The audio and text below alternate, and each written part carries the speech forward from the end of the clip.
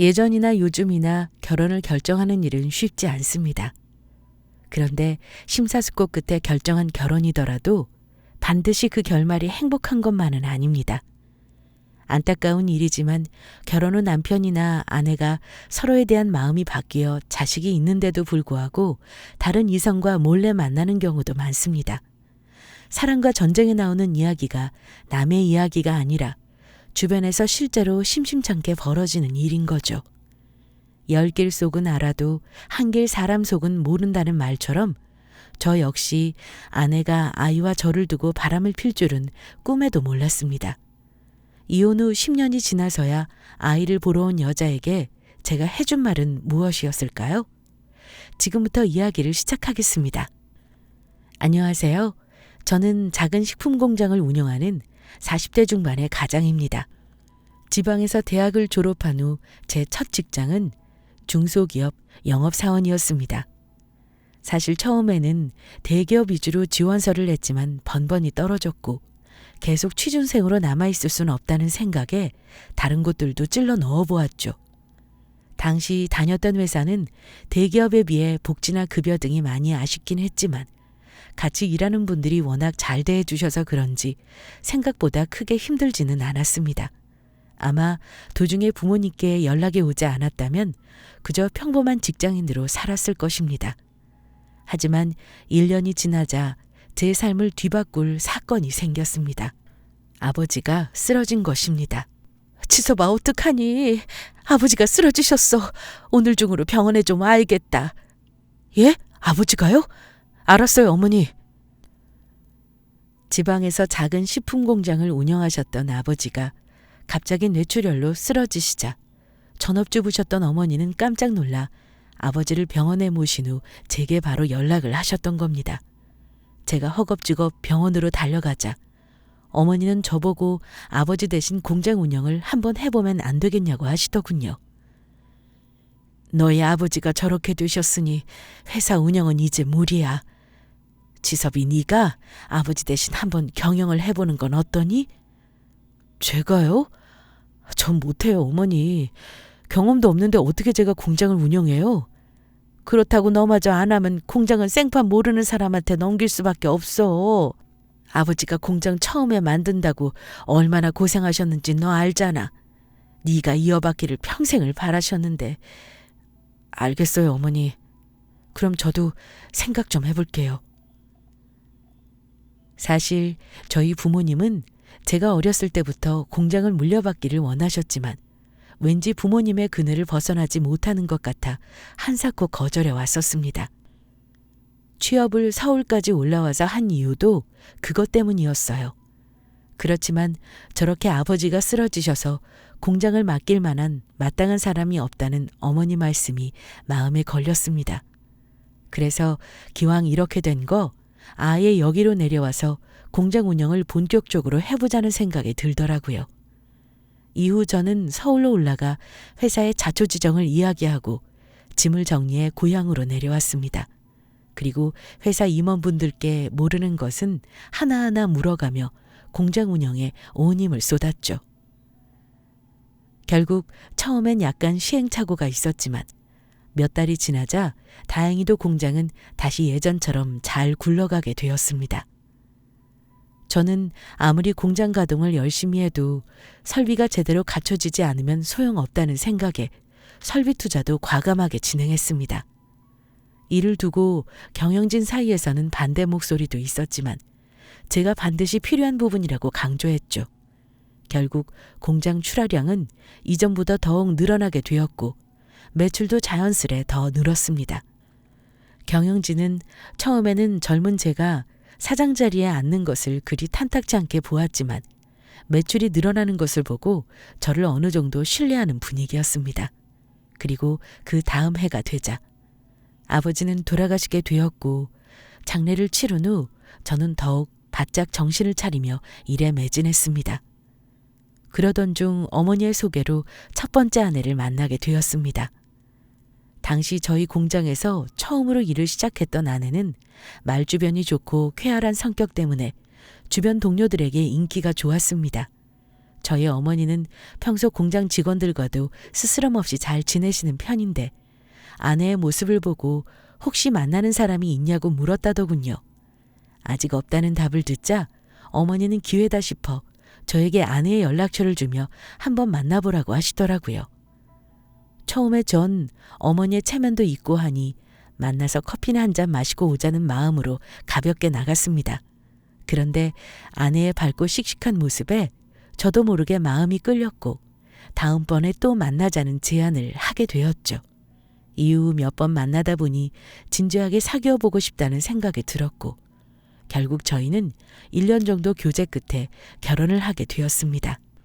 그리고 신혼여행지에서 바로 아이가 생기게 되었죠.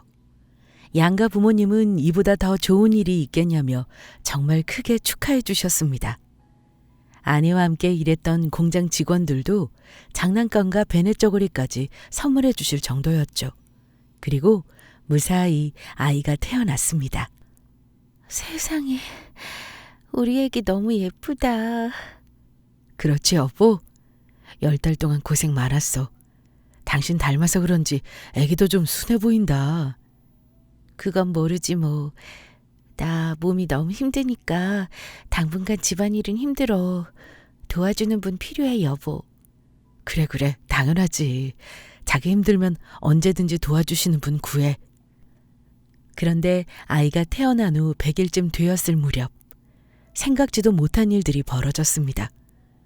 공장에 화재가 난 것입니다. 찬바람이 부는 가을이었는데 꺼지지 않는 담배꽁초 불씨가 공장 바닥으로 떨어지면서 불이 나게 된 겁니다. 천만 다행히도 직원들은 아무도 다치지 않았지만 중요 설비가 불에 타버려서 손실액이 자그마치 10억 원에 달하더군요. 게다가 경기가 어려워져서 거래처 대금도 약속했던 날짜에 제대로 받지 못하게 되었고 저희 회사는 단 몇 달 사이에 부도 직전까지 가게 되었습니다. 직장에는 내가 크게 실수하지 않으면 다닐 수 있지만 회사 경영은 내 의지와 상관없이 이렇게 힘들어질 수도 있구나 싶더라고요. 하지만 전 아직 부도가 난 게 아니니 긍정적으로 최대한 생각하려 했었습니다. 그리고 규모를 줄여서라도 어떻게든 살아남으려 안간힘을 썼죠. 그런데 문제는 전혀 엉뚱한 곳에서 생겼습니다. 바로 찰떡같이 믿던 저희 아내였습니다. 여보, 우리 공장 화재랑 미수금 문제로 대출을 좀 많이 받게 됐어. 당분간은 당신에게 갖다 주는 돈도 예전보다는 좀 적을 것 같아. 그래도 몇 년만 참으면 다시 돌아갈 수 있으니까 조금만 이해해줘. 뭐라고? 그러게 공장에 불 안 나게 당신이 좀 더 신경을 썼어야지. 자기가 사장이잖아. 거래처 미수금도 그래. 영세한 거래처들은 아예 처음부터 거래를 안 했어야지. 안 그래? 미연아, 물론 내가 좀 더 안전교육을 잘 시켰으면 불이 안 났을 수도 있겠지만 모든 책임을 나한테 돌리는 것 같아서 내가 좀 서운하네. 그리고 거래처들은 아버지 때부터 거래하던 곳이라 내가 확 끊어버리기가 그랬어. 당신은 그게 문제야. 아버님 돌아가신 지가 언제야? 끊을 건 과감하게 끊었어야지. 자기 때문에 나랑 아기는 이제 궁상맞게 살아야 하는 거야? 속상해. 미안해 미연아. 조금만 버텨주라. 공장 화재와 경영 악화로 은행에서 제가 대출을 받은 후부터 아내는 한숨을 푹푹 쉬는 횟수가 크게 늘어났습니다. 이제 우리는 돈이 없어서 아이에게도 좋은 것도 못 해주고 가난하게 살아야 하냐는 말을 수도 없이 들었죠. 아들에게 당신은 무능한 아빠라며 아들이 너무 불쌍하다는 말까지 했습니다. 여보, 아기 유모차는 제일 좋은 거 사야 하는 거 알지? 유모차. 예전에 당신 친구가 아기 낳고 유모차 처분해야 한다고 하지 않았어? 그 친구한테 받으면 어떨까? 아니, 애한테 유모차도 하나 못 사줘? 아니, 사줄 수는 있는데 지금 우리가 좀 아껴야 하니까 그렇지. 친구네 유모차도 많이 안 써서 거의 새 거라며. 진짜 섭섭하다. 자기 말하는 거 들어보면 사장님 마인드가 아니라 무슨 하인 마인드야. 모든 죄다 얻어다 써야 해? 내가 회사가 어려워서 잠깐만 고생하자고 했잖아. 그리고 집안일 도와주시는 분도 우리 쓰고 있고. 됐어. 내가 하고 싶은 대로 할 거야. 자기랑 말 안 통해. 뭐라고? 알았어. 자기 사고 싶은 걸로 그럼 사. 진짜 그럴 것이지. 고마워 여보. 저는 순진하게도 잠깐 몇 년만 우리 고생하면 예전처럼 돌아갈 수 있다며 아내를 달래주었습니다. 집에서 아기만 돌보던 사람이 돈 때문에 스트레스 받는구나 싶어 있는 돈을 털어 고생한다며 명품 가방도 사주었고 친정 식구들과 여행까지 보내주었죠. 아내는 고맙다고는 했지만 여전히 답답해하고 힘들어하는 눈치였습니다. 저는 아내가 우울해서 그런 것이라 생각했고 미안하다, 조금만 버텨달라는 말만 되풀이했습니다. 사실 아내 때문에 마시지 않던 술까지 마시게 되었죠. 저도 스트레스가 이만저만이 아니었습니다. 그러던 어느 날 아내는 주말에 친구를 만나고 오겠다고 나간 후부터 자긴 이제 주말에 좀 쉬고 싶다고 하더라고요. 저는 아내의 주말 외출을 허락해 주었고 아내가 없으니 제가 주말 내내 아기를 돌보게 되었습니다. 평일에는 공장 운영에, 주말에는 육아를 하려니 체력적으로도 정신적으로도 너무나 힘들었지만 아내가 잠시라도 울적한 마음을 풀고 올 수 있다는 생각에 정말 열심히 살았습니다. 남들도 다 이렇게 살겠거니 하면서요. 여보, 나 친구랑 이번 주말에 제주도 다녀왔으면 좋겠는데 다녀와도 괜찮을까? 제주도? 제주도 좋지. 근데 우리 아기랑 셋이서 제주도 한 번도 못 가봤잖아. 우리끼리도 제주도 한번 다녀오자. 아직 아기가 어려서 안 돼. 애가 얼마나 많이 운다고. 그리고 나 제주도에서 쓸 경비랑 비행기 티켓 예매 좀 하게 카드 좀 줘. 그래, 알았어. 재밌게 놀다 와. 그렇게 지내던 중 어느 날부터인가 아내의 행동이 조금 수상쩍었습니다. 아내가 핸드폰을 보고 있길래 제가 뭘 그렇게 열심히 보냐고 하니 화들짝 놀라는 게 아니겠어요? 게다가 낯선 번호로 전화가 오면 집안에서 받지 않고 굳이 마당으로 나가서 받더라고요. 그래도 설마 아이를 놔두고 다른 사람을 만나는 건 아니겠지 하고 생각했는데 아니나 다를까 제 예상이 진짜가 됐습니다. 아내가 낯선 남자와 얘기하는 모습을 두 눈으로 본 겁니다.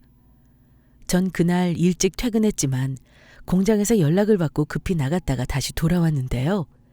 저희 집에서 두 남녀의 대화 소리가 들리더군요. 전 집 안으로 들어가지 않고 대문 앞에서 조용히 이야기를 엿듣게 되었습니다.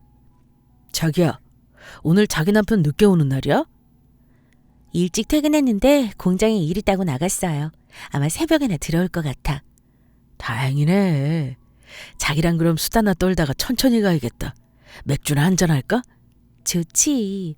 애는 자니까 내가 얼른 꺼내가지고 올게. 애가 남편을 닮아서 그런지 잠을 잘 자네. 오늘 밤을 기대하라고? 이러다가 우리 애 만드는 거 아니야? 전 순간 머리가 띵해지면서 피가 거꾸로 솟는 것 같았습니다. 멀쩡히 남편도 아이도 있는 여자가 뭐가 아쉬워서 저런 제비 같은 놈을 만난단 말입니까? 아무리 회사가 어려워졌다고는 하지만 결혼한 순간부터 아내에게 돈에 대해 일절 말하지 않으려고 노력했고 신용카드까지 주며 필요한 거 사라고까지 말했는데요. 진짜 정말 미치지 않고서야 이럴 수는 없다고 생각했습니다. 그리고 잠시 생각했죠. 저 두 인간들의 대화를 녹음해서 나중에 상간남 소송까지 가야겠다고요. 미연아, 나 당신 남자인 거 다 알아. 녹음본까지 있어. 아니, 여보, 그걸 어떻게 알았어? 굳이 변명할 필요도 없어. 내가 다 들었고 봤으니까. 여보, 어차피 알았으니까 차라리 잘 됐어. 우리 이혼하자. 뭐? 애가 저렇게 어린데 이혼하자는 말이 그리 쉽게 나오니? 나한테 미안하다고 하는 게 먼저 아니야? 이후 전 두 사람의 대화 녹음 파일을 아내에게 보여주었고 아내는 깜짝 놀라는 눈치였지만 어차피 알게 됐으니 잘 됐다며 이혼하자고 하더라고요. 저는 기가 막혀 나와 아이한테 미안하다고 말하는 게 순서 아니냐고 했죠. 그랬더니 아내는 자기가 계속 마음을 숨기고 사는 것보다는 솔직하게 드러내는 게 서로를 위해서 좋다며 사람 마음이 어떻게 평생 가냐는 말을 뻔뻔하게 하더군요. 그러면서 아이를 혼자 키우기에는 자신이 없으니 저보고 데려가 키우라고 하더라고요. 여보, 당신과 아이한테는 미안하지만 난 내가 사랑하는 사람하고 인생을 다시 시작하고 싶어. 그러니까 아이는 당신이 키워줘. 부탁할게. 뭐라고? 미연이 네가 그 자식한테 완전 홀딱 빠졌구나. 나 너랑 이혼하더라도 그놈은 곱게 못 보내줘. 상간납 소송까지 해서 위자료 엄청 받아낼 거야. 맘대로 해. 우리 그이 돈 많아서 그까지 돈 몇 천만 원 아무것도 아니야. 구질구질하게 돈 가지고 협박하다니. 자기 좀 실망이다. 미연이 너 진짜 왜 이렇게까지 쓰레기가 됐냐? 2번 다시 나랑 아이 얼굴 볼 생각 안 하고 이런 말 하는 거지? 이게 다 당신 때문이야. 회사에 불나고 대출 잔뜩 받아서 내가 얼마나 쪼들리게 살았는 줄 알아? 우울증 걸려서 하루에도 몇 번씩 투신자살하고 싶었다고. 그때 나한테 용기를 준 사람이 지금 만나는 사람이야. 우울증? 내 카드로 쓰고 싶은 거 다 써놓고 무슨 우울증이야? 내가 한 번이라도 자기 돈 쓰는 거 가지고 뭐라고 한 적 있었어? 그리고 회사 어려워지고 나서 자기 돈 쓰는 거 그전하고 크게 달라진 것도 없었구만. 괜히 핑계대지 마. 네가 우리 가정 깨트린 거야. 난 내 할 말 다 했어. 이제부터 각자 잘 살자. 난 오늘부터 이 집 나갈 거야. 전 당신이 사람이냐며 어떻게 자기 자식까지 내팽개치고 그놈한테 갈 생각만 하냐고 소리를 질렀죠. 아내는 제가 너무 감정적이라며 지금부터는 각자 지내자고 말하고는 짐을 챙겨 집을 나가버렸습니다. 아직 첫 돌도 되지 않은 아기는 엄마가 나가는 걸 보고 울고불고 난리가 났고요. 제 인생에서 가장 끔찍한 날이었습니다. 그리고 이후 전 상간납 소송을 했고 그 제비 같은 놈에게서 위자료를 받아냈습니다. 사실 돈의 액수는 중요한 게 아니었습니다. 2 인간들이 조금이라도 고통을 받기를 원해서 한 소송이었죠. 소송이 끝난 이후 2 사람은 제 앞에 나타나지 않았습니다. 아내는 휴대폰 번호를 바꾸었고 자신의 친정 부모님과도 연락을 끊었습니다. 전 그 여자랑 헤어진 건 크게 상처받지 않았지만 아이가 엄마 없이 자랄 생각을 하니 저도 모르게 눈물이 펑펑 나더군요. 한참을 울다가 가까스로 정신을 차리고 저희 어머니를 불렀습니다. 당분간 집에 와서 애 좀 봐달라고요. 그리고 아기 엄마는 이제 집에 안 올 거라고 말씀드렸죠. 깜짝 놀란 어머니가 대체 무슨 일이냐고 물어보셨고 자초지정을 이야기해드리니 충격을 받으시고 어떻게 갓난아기를 두고 남자에 미칠 수가 있냐며 천하의 나쁜 년이라고 가슴을 치셨습니다. 어떻게 우리 이쁜 지우를 놔두고 바람이 나냐? 바람이 나긴. 세상에 이 어린 거 불쌍해서 어쩌면 좋아. 어머니, 이제 저 그 여자는 완전히 다 잊을 거예요. 이제부터 다른 데 신경 안 쓰고 일만 하고 우리 애만 보면서 살려고요. 그러니 어머니도 이제 그 여자는 잊으세요. 얘기도 꺼내지 마시고요. 그래, 알았다. 지섭이 네가 힘들겠지만 그래도 어쩌겠니. 나도 있는 힘껏 지우를 돌봐주마. 고맙습니다, 어머니. 저 역시 마음을 추스리기가 무척 힘들었지만 눈에 넣어도 아프지 않은 지우를 떠올리며 단단히 마음을 먹었습니다. 사실 환갑이 넘은 늙은 어머니가 하루 종일 손자를 보시는 일이 쉬운 일은 아니었습니다. 그래서 저는 경력이 많은 베이비시터분을 고용하였고 어머니께 시터가 지우를 보는 동안은 좀 쉬시라고 말씀을 드렸죠.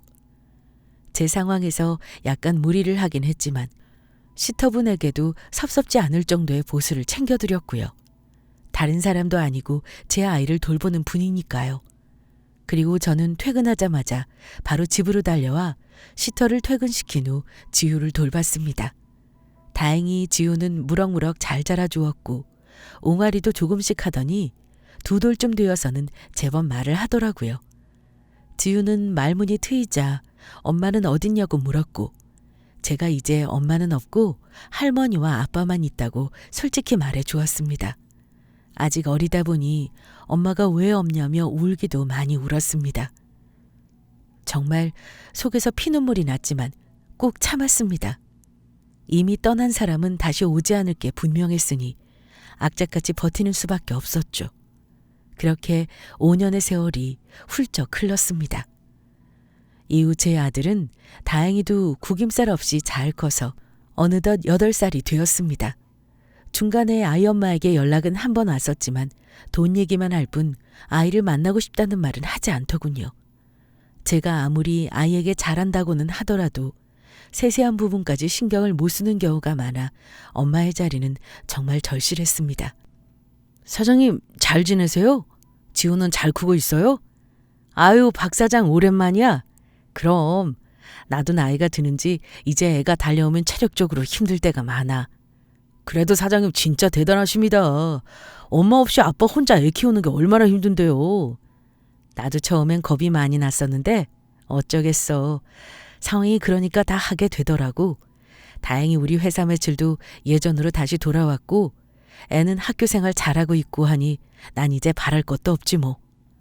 지우 나중에 사장님한테 진짜 효도해야겠어요. 아이고 효도는 무슨. 난 바라지도 않아. 자기 앞가림이나 잘했으면 좋겠다. 그러던 어느 날 저희 공장에 새로운 여직원이 한 명 들어왔습니다. 나이는 30대 초반이었지만 고등학교를 졸업한 후부터 일을 시작해 경력이 10년이 넘는 친구였죠. 처음에는 더 경력이 많은 남자 직원이 오기로 했었는데 당일에 갑자기 못 오겠다고 연락을 해서 면접관이 그 다음 순이었던 직원에게 연락을 했던 겁니다.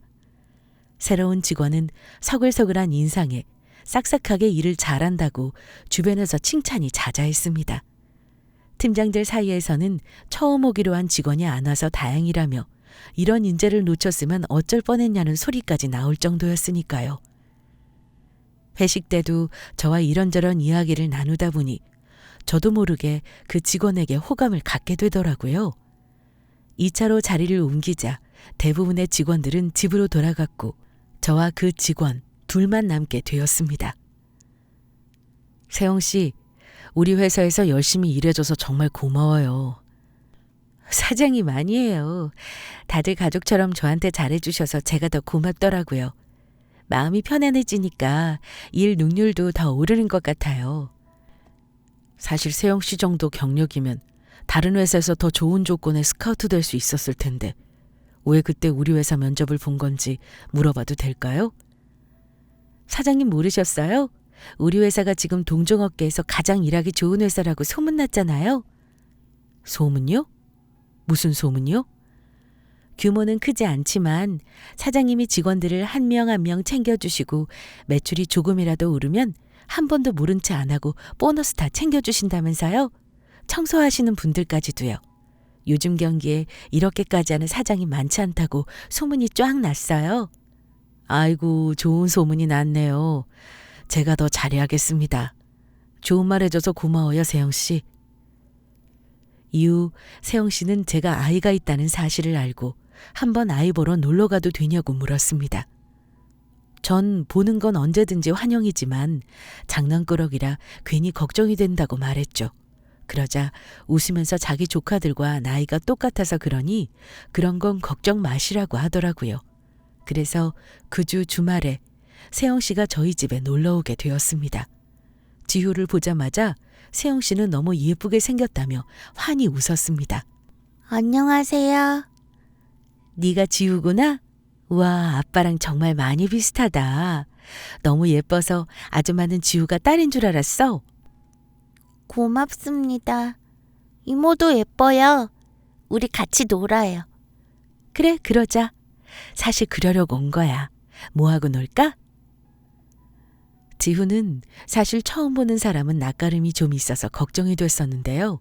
신기하게도 세영 씨를 처음 봤는데도 낯도 가리지 않고 인사도 잘하더라고요. 지우와 잘 놀고 있는 모습을 보시던 저희 어머니가 제게 조용히 한 말씀 하셨습니다. 예, 저 아가씨는 인상이 참 좋아 보인다. 말도 예쁘게 하고. 나중에 우리 지우 엄마 되면 너무 좋겠네. 아이고 엄마, 아직 결혼도 안 한 처자한테 무슨 말도 안 되는 소리예요. 그런 말 절대 하지 마세요. 알았어. 그냥 해본 말이야. 전 단호하게 아직 사귀는 것도 아닌데 절대 입 밖으로 그런 말씀은 하지 말라고 했죠. 사실 어머니 마음을 모르는 건 아닙니다. 애엄마가 집을 나가고 단 한 번도 아이를 찾지 않으니 아이에게 엄마 자리를 채워주고 싶으신 겁니다. 그렇지만 전 현실적으로 어려운 일이라고 생각했어요. 그 직원은 아직 결혼도 하지 않은 데다 8살짜리 아들이 있고 나이도 많은 저를 좋아해 줄 리가 없었으니까요. 하지만 하늘이 저희 어머니의 속마음을 읽은 걸까요? 그 직원은 매주 주말마다 저희 아이를 찾아왔고 집에 돌아갈 때면 아이와 함께 먹으라며 제육볶음이며 돈가스 등 아이가 좋아하는 음식들을 잔뜩 해놓고 갔습니다. 저는 처음에 너무 이러면 부담스럽다고 선을 그었지만 그 직원은 오히려 자기가 아이가 너무 예뻐서 하는 것이니 부담 갖지 말라고 하더라고요. 그리고 사장님과 지용이만 괜찮다면 정식으로 만나보고 싶다고요. 사장님, 지우가 정말 예뻐요. 고마워요, 세영 씨.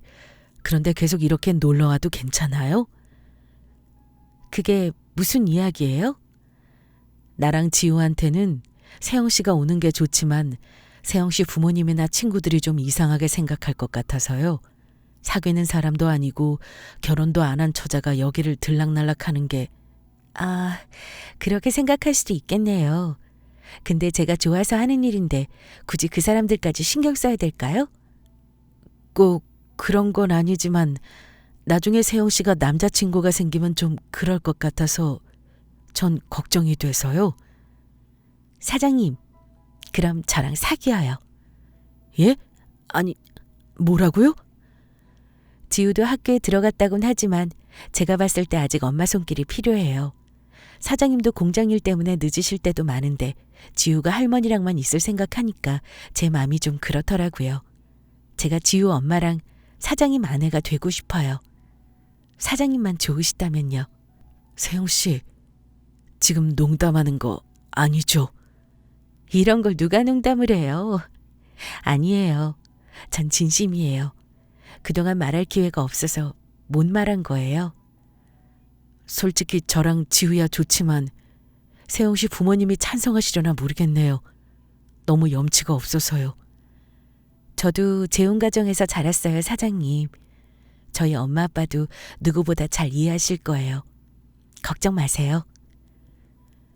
전 그 말이 너무나 고마웠지만 애도 낳아보지 않은 젊은 사람이 애 딸린 남자를 진심으로 사랑할 수 있을까 하는 생각에 혼란스럽더라고요. 혹시 제 돈을 보고 접근한 건 아닌지 순간적으로 의심도 되고요. 하지만 저희 어머니와 제 주변 지인들은 기회가 왔을 때 잡으라며 다른 사람은 몰라도 세영 씨는 한번 믿어도 될 것 같다고 하셨습니다. 오랜 고민 끝에 저는 세영 씨의 부모님을 정식으로 뵈러 갔고 부모님 승낙을 받아 작게 결혼식까지 올리게 되었습니다. 이후 저희 셋은 하루도 집에 붙어있는 날 없이 여기저기 다니며 행복한 추억들을 만들었습니다. 지우야, 새엄마랑 같이 살게 되니 어때? 좋아? 당연하지. 아무 데도 가지 않고 우리 집에서 평생 살았으면 좋겠어. 당연히 그럴 거야. 새엄마랑 아빠는 절대 지우 두고 안 가니까 걱정하지 마. 알았어, 아빠. 식을 올린 저녁 아이가 자면서 그러더군요. 새엄마가 생겨서 오늘이 가장 행복한 날이라고요. 제가 그동안 엄마 보고 싶었냐고 하니까 고개를 끄덕이더라고요. 그러면 왜 아빠한테 엄마 보고 싶다고 안 했냐고 물으니까 날 낳아준 엄마가 보고 싶은 게 아니라 나를 돌봐줄 엄마가 보고 싶었다고 하더라고요. 그날 저녁 저는 얼마나 피눈물이 났던지요. 이제부터 새엄마는 절대로 내 곁을 떠나지 않을 테니 안심하라고 얘기했죠. 이후 저희 세 식구는 세상 부러울 것 없는 진짜 가족이 되었습니다. 그리고 2년이 또 훌쩍 지났습니다. 어느 날 일을 하던 중 저에게 모르는 번호로 전화가 왔습니다. 받아보니 예전 아내더라고요. 여보, 나 지우 엄마야. 잘 지냈어? 지유 엄마? 네가 웬일이야? 그놈 따라가더니 버림받았냐? 여보, 내가 다 미안해. 한 번만 나 만나주면 안 될까? 내가 왜 만나야 하지? 다시 지우랑 내 앞에 나타나지 말라고 했지? 할 말 없으면 끊는다. 여보, 여보. 한 번만 만나주면 두 번 다시 전화하지 않을게. 지우 엄마로서 마지막 부탁이야. 그래, 알았어. 마지막으로 한 번만 보자. 솔직히 전 애엄마랑 연락을 끊고 싶었지만 그래도 아이의 친엄마라는 사실이 발목을 잡더군요. 이번이 처음이자 마지막이라고 말하곤 자리에 나갔습니다. 10년 만에 아내 얼굴을 보니 아내는 예전보다 훨씬 살도 빠지고 초췌한 모습이더군요. 제가 우릴 버리고 딴 남자에게 갔는데 왜 얼굴이 그 모양이냐고 물었죠. 그러니 예전 아내가 그러더군요. 알고 보니 그 남자가 사기꾼에다가 애가 딸린 유부남이라 얼마 못 가서 헤어졌다고요. 게다가 그 사기꾼 아내에게 상간녀 소송까지 당해서 거액의 위자료까지 물어줬다고 울면서 말했습니다. 저는 속으로 고소했죠. 하늘이 그 여자에게 천발을 내린 것 같다는 생각이 들었어요. 실컷 울더니 아내는 저에게 아이가 너무 보고 싶다고 볼 수 있냐고 묻더라고요. 여보, 딱 한 번만 지우 얼굴 볼 수 있을까?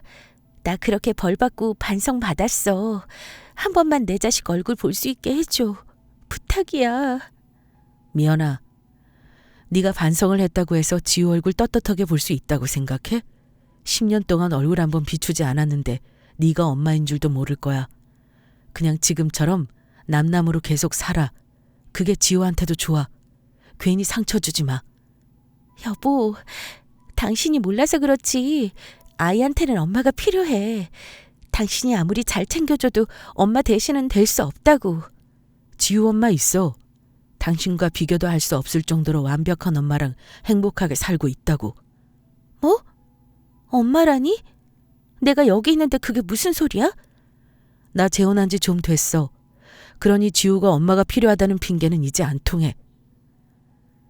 제가 지우 새엄마가 있다는 말을 하니 아내가 매우 당황하는 표정을 짓더라고요. 새엄마라니 그게 무슨 말이냐고요. 전 재혼한 지 몇 년이나 됐고 아이도 새엄마를 잘 따르고 있다고 당당하게 얘기했죠. 그러자 그 여자는 아이는 친엄마가 키워야지 어떻게 새엄마가 키울 수 있냐고 소리 높여 따졌습니다. 제가 그랬죠. 친엄마가 안 키우겠다고 양육권까지 포기하고 나갔는데 어떻게 하냐고요. 아이가 받은 상처만 생각하면 널 이 자리에서 죽을 만큼 패고 싶지만 참고 있으니 이제 다시는 제 앞에 나타나지 말라고 했죠. 그러니 그 여자가 한참을 울더니 눈물을 닦고 저에게 그러더군요. 그럼 아이에게 직접 물어보자고요. 아이가 자기 앞에서도 새엄마가 더 좋다고 한다면 두 말 없이 물러가겠다고 하더군요. 저는 끝까지 아이에게 상처 주는 못된 엄마로 기억되고 싶냐며 쏘아붙였고 그 여자는 상관없다며 자기가 꼭 들어야겠다고 하더라고요. 이후 전 아이에게 자초지정을 말해주었고 아이 새엄마와 계속 살 건지 예전 엄마에게 갈 건지 물었습니다. 지우야, 엄마가 너무 늦게 왔지? 정말 미안해. 네? 정말 제 친엄마예요? 그렇다니까 지우야. 엄마가 사정이 있어서 너를 보러 오지 못한 거야. 너만 원한다면 엄마로 같이 살 수 있어. 너도 새엄마보다는 엄마랑 사는 게 더 좋지 않아? 아니요. 저는 아빠랑 새엄마랑 평생 살 건데요. 뭐라고? 10년간 한 번도 절 찾지 않았잖아요. 아줌마는 엄마가 아니에요. 우리 집에서 당장 나가요. 역시 제 예상대로 지우는 단 1초의 망설임도 없이 새엄마와 아빠와 살겠다고 하더라고요. 그 순간 아내가 크게 실망을 했는지 그 자리에 주저앉아 통곡을 했습니다. 자기 예상대로 진행이 안 되자 이성을 잃었는지 본인이 양육권 소송을 걸겠다고 두고 보라고 으름장을 놓고 떠났죠. 전 과연 법원에서 어떤 판결을 내릴지 기대된다며 법정에서 보자고 차갑게 말했습니다. 그리고 다음 날 우리나라에서 가장 유명한 로펌을 찾아가서 소송에서 꼭 이겨야 한다고 부탁드렸죠. 담당 변호사는 제가 전 아내보다 훨씬 유리한 입장이니 반드시 소송에서 이길 것이라고 호언장담하더라고요. 이후 양육권 소송이 시작되었고 재판부는 당연히 제 손을 들어주었습니다. 제가 그 여자보다 재산도 더 많았고 아이를 안정적으로 돌봐줄 새엄마도 있었고 양육 환경도 제가 훨씬 나았으니까요. 양육권을 제가 그대로 유지하는 것으로 판결이 나자 그 여자는 울며 불며 못 간다며 난리를 치더군요. 결국 경비원들에게 개처럼 질질 끌려 나가게 되었습니다. 차마 못 볼 꼴이었죠. 그리고 저와 제 아내가 주차장에서 차를 타려 하니 저희가 있는 걸 어떻게 알았는지 전속력으로 달려오더라고요. 그리고 저희 앞에 무릎을 꿇고 제발 잘못했으니 아이랑 같이 살게 해주면 안 되겠냐고 하더군요. 저는 인상을 잔뜩 찌푸리며 차를 탔고 뒤도 돌아보지 않고 집으로 왔습니다. 아내가 난감한 표정을 지으며 저렇게까지 하는데 어떻게 해야 하는지 고민된다고 하자 전 창문을 내려 이렇게 말했습니다. 네가 지우 친어미만 아니었으면 넌 진작에 내 손에서 죽었어. 한 번만 더 애 핑계로 만나자 어쩌자는 소리 하면 너 일하는 곳에 찾아가서 네 과거 다 밝힐 거야. 그러니 두 번 다시 우리 찾지 마. 그리고 다음 날 새벽 누군가 현관문을 쾅쾅 두드리는 소리에 저희 세 식구는 모두 잠이 깨버렸습니다. 택배 기사님이나 저희 집을 아는 분들이라면 초인종을 누를 텐데 대체 누군가 싶어 나갔죠. 그러니 아니나 다를까 그 여자가 왔더군요. 너 지금 제정신이야? 경찰 부리기 전에 제발 이제 좀 꺼져라. 나도 더 이상 못 참아. 여보, 제발 지우 얼굴 한 번만 더 보여줘. 아빠, 누구야? 지우야, 엄마야. 자는데 깨워서 미안해. 왜 또 왔어요? 지우, 엄마랑 같이 사는 거 어떻게 생각해? 대답 드리려고 엄마가 온 거야. 아줌마, 왜 자꾸 우리 가족을 찾아와서 괴롭혀요? 뭐라고? 전 엄마랑 새엄마가 죽게 되면 새엄마만 구할 거예요. 10년이나 연락 끊을 때는 언제고 왜 이제 와서 보고 싶다고 그래요? 지우야, 그게 진심이야? 그래요. 그러니 이제 빨리 가시고 다시는 오지 마세요. 아줌마 좋아하는 사람 여기서 아무도 없어요. 그 순간 정적이 흘렀고 그 여자는 충격을 받았는지 아무 말도 하지 못했습니다. 이후 며칠이 지나자 전 지우의 속마음을 들을 수 있었습니다. 지우는 엄마가 너무 어렸을 때 나를 버리고 갔기 때문에 아빠와 할머니가 나 때문에 힘들었을 것 같다며 이제라도 아빠가 행복하게 살았으면 좋겠다고요. 그래서 지우는 지금 아빠도 행복하고 자기도 엄마가 생겨서 너무 좋은데 친엄마 등장으로 화가 많이 났다고 하더라고요. 이후 그 여자는 두 번 다시 제게 연락하지 않았습니다. 그리고 저희 가족은 다른 동네로 이사를 했고요. 전 아내에게 이런 일을 겪게 해서 너무 미안하다고 사과했습니다. 그랬더니 아내는 당신이 자초한 일도 아닌데 미안해할 필요 없다고 말하더라고요. 이제부터 행복하게 잘 살면 되니까 좋은 일만 생각하자고 하더군요. 그리고 지우에게도 우리 지난 날은 잊고 이제 새엄마로 방학 계획이나 세워보자고 하더라고요. 지우가 활짝 웃는 모습을 보며 저는 제가 정말로 좋은 사람을 만났구나 싶었습니다. 이후 전 아내는 어떻게 되었냐고요?